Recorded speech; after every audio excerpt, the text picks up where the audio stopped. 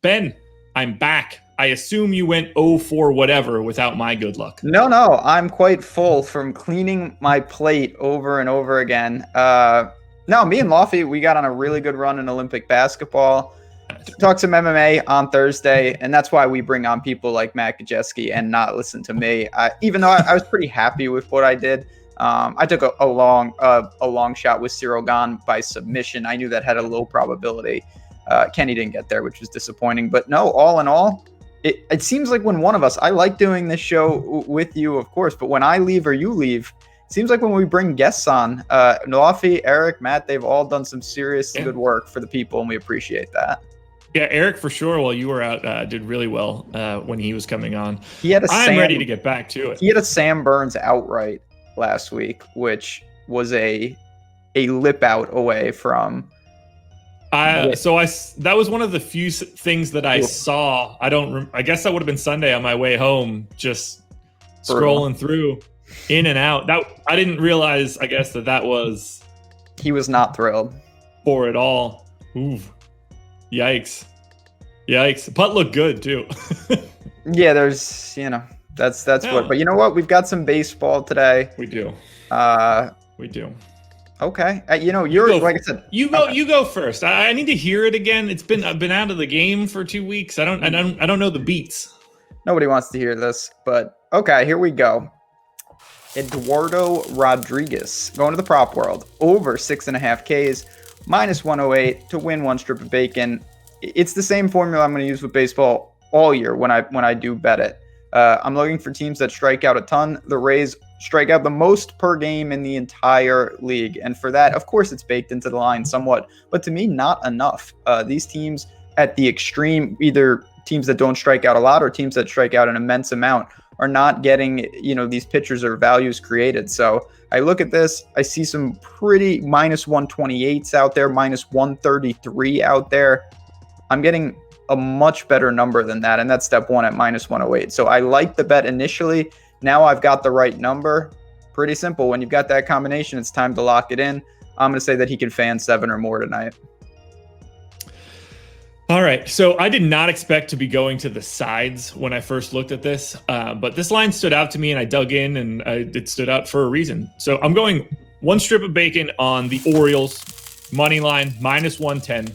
Based on the data that I have when I was prepping for our DFS shows, I have the Orioles with the offensive edge, a 101 weighted runs created plus based on the lineup that's projected, versus the Tigers at a 94 weighted runs created plus. That's a pretty big gap to me, 7 points.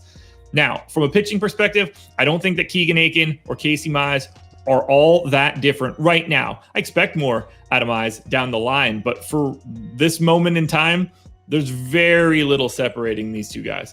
Add in home field advantage for the Orioles. I'm surprised that the line isn't leading more towards Baltimore. It's a straight pick 'em, -110 on both sides. So I think this line is going to move in my favor as the day goes on. And if I can get it now at -110, it'll look a lot better than when it's -125 at 6 p.m. tonight. So give me the Orioles, money line, -110. No problem with that. Didn't look at that game. Wasn't going to be on my card. But I listen, if you're beating those closing lines, that's the name of the game. I think you laid out a pretty good case. My final pick, going to the run line, and I've done this a fair amount with pretty good success because I think in this league, and particularly in the West, it's just we have truly awful teams and we have some elite teams battling for that division. I'm going to lay the 1.5 at home with the Giants. I get it at a straight toss-up, +100. They're playing the Diamondbacks. The Diamondbacks are obviously, I think, the worst team in the league. They're 14-43 on the road. They have the worst run differential in the entire league. And then you look at the other side of this.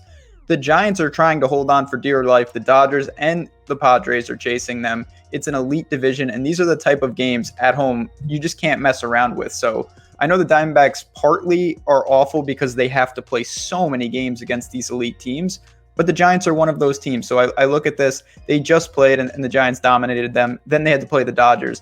Now they're back against the Giants. I just see them winning, going away tonight against this lowly, terrible Diamondbacks team. So at a coin flip, I will lay the 1.5. With the run differential being so much, a lot of these games get out of hand, and that's what I think happens tonight. Yeah, Diamondbacks, not very good this year. I don't need to watch a ton of baseball, and I don't to realize that they're not good. That's abysmal. That's hard to do. You like I don't have it in front of me, but they started out like, I don't know. These are not right numbers, but like 8-8 or something, and then they lost like, I think it was like 40 of 45, something unheard of bad. This team, and then you add in the road splits, they're just horrendously bad. Yikes. Well, I am not on that game next. I am going to the prop market for bet number 2, one strip of bacon. Aaron Nola under 6.5 strikeouts, minus 115. So I've got Nola projected for 5.4 strikeouts and 5 2/3 innings. That's pretty easy right out of the gate. Taking on the Dodgers, 25th lowest strikeout rate against righties in the league, 22%. Not exactly a great strikeout matchup for Nola. Clearly, the Dodgers are just simply good as well. It's not like they're just a team that doesn't strike out a lot. They're also incredibly talented. Based on the projected starting lineup, I actually have their weighted strikeout numbers for this game a bit lower than that 22% mark. Trey Turner, Mookie Betts, Corey Seager, Matt Beattie all strike out less than 20% of the time on their own. It's a terrible strikeout matchup. I was surprised to see 6.5. I was surprised to be able to get it at minus 115. So grab a strip of bacon, put it on Aaron Nola and the under at 6.5. This, like I said, one of the strategies that I think has been effective is targeting, I said the West already. These teams are not messing around, and you can look to short pitchers from that, bet sides from that.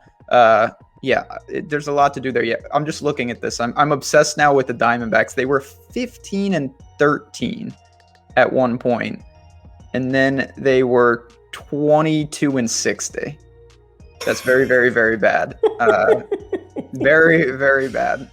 Welcome back. It is nice to have you. We're going to have plenty more breakfast menu and plenty more content on the Awesemo Odds channel. So I know we've been saying it, but as the season truly comes around, now is the time to subscribe and like. Shows are going up each and every day, from NFL to college to baseball to whatever else is going on here. Summer League is going on. There's a lot of crazy stuff. I almost had a Summer League pick today for this video, but I couldn't pull the trigger. Ooh, I'm intrigued to know what that would have been. Might be taking a look at some Summer League bets moving forward. But that's it. I am back. The breakfast menu, as far as I'm concerned, is back. I know that it existed while I was gone, but let's be clear here. It's not the same show. Like, subscribe, notification bell, all that good stuff. Thank you for joining us. We will be back again tomorrow with another edition of the breakfast menu. I haven't done an intro in I have now stole your intro. And we are back with another breakfast menu. Go ahead. All right. Start the there goes nothing. Tournament.